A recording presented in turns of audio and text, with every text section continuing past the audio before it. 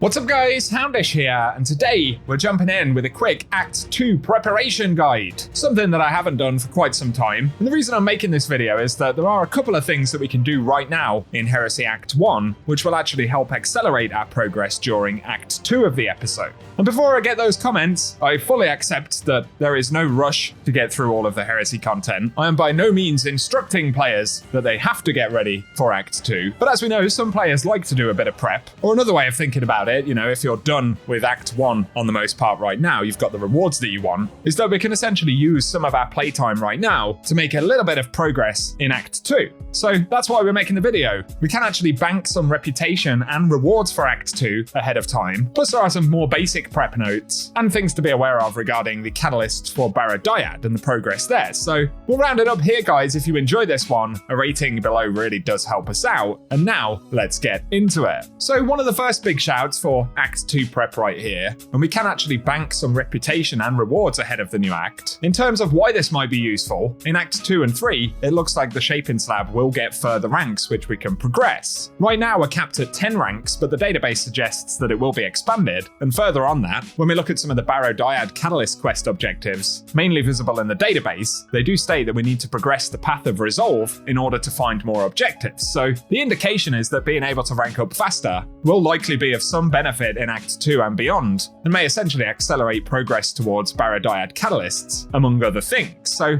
if you want to prep for that, Metastasized Essentia will actually be useful, as we can turn in 10 of these at a time at the relic in Eris's apartment. Right now, they drop the reprise to rivals weapons, but they additionally give reputation at a rate of 200 rep per dunk. Obviously, this isn't an absolutely massive amount, but a full stack will be able to give us around 3,000 reputation at the Shaping Slab, which on top of the Nether or new activity runs as part of Act 2, should accelerate our progress nicely. So the cap for Metastasized Essentia is 150. That will allow us to do 15 dunks when Act 2 rolls around. Of course, we earn Metastasized Essentia by picking up the Fleeting Essentia in the Nether, so pick up as many of these as we can when we're doing Nether runs. And as Bungie stated, following that, when we complete all objectives and defeat the boss and open the chest that spawns, it will transform Fleeting Metastasized Essentia into the version that will stay in our inventory. So you can have 150 of them stacked, and that should allow us to do between 2 and 3 full ranks at the Shaping Slab. So it's one thing to keep in mind, plus if Bungie add any other rewards via that Hive relic in Eris's apartment, that'll be an extra bonus. So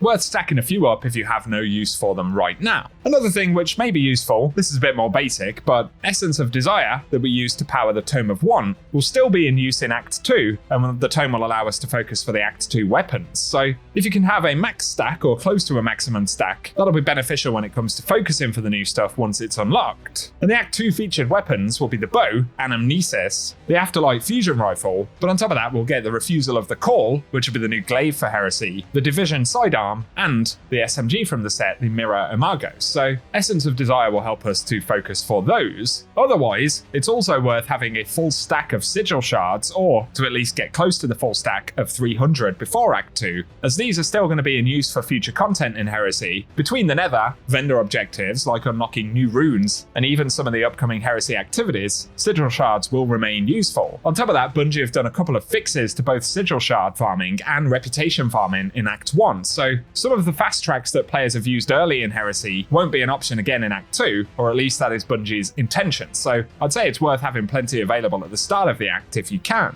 Our next tip though, if you're looking to unlock all of the Barrow Dyad upgrades, it's worth getting the first Catalyst quest, which is called Dyadic Ascension, completed up to the cap right now. So at the moment, the quest locks out at step 5, where it tells us to get the Moment of Clarity upgrade at the Shaping Slab. Interestingly, this also references us finding the upgrade by progressing along the Path of Resolve, which again indicates that having some reputation saved for the Shaping Slab may just be useful, as we discussed. But the step that leads us to the quest lockout for Act 1 is to collect, I believe, 12 osseous fragments on the Dreadnought. If you need the locations for those, I'll run a clip at the end of the video. And a word of warning on this subject, we can actually collect more than 12 fragments right now. The quest only requires 12, and it looks like there are steps in upcoming quests that ask us to get more. So try and avoid picking up more than 12, as it could mess up the later quests as we've seen previously. So for Act 1, when you're asked to collect the fragments on the quest, I would select 2 zones on the Dreadnought and collect 6 fragments fragments in each of them, just to avoid the possibility that collecting more could cause some kind of issue in the quest later on. So again, I'll leave a clip of the locations to use for that final Barrow Dyad quest step if you haven't done it yet. And our final mentions for the moment, obviously as people have done in previous episodes, if you want to save on to seasonal challenges, if you're at the maximum rank on the season pass for the moment, that's also an option, and then we can turn those challenges in after Act 2 drops. Folks have previously done the same thing with engrams and stuff like that, so that's one thing. But finally, it's also worth finishing the challenges that give us Curios of the Nine.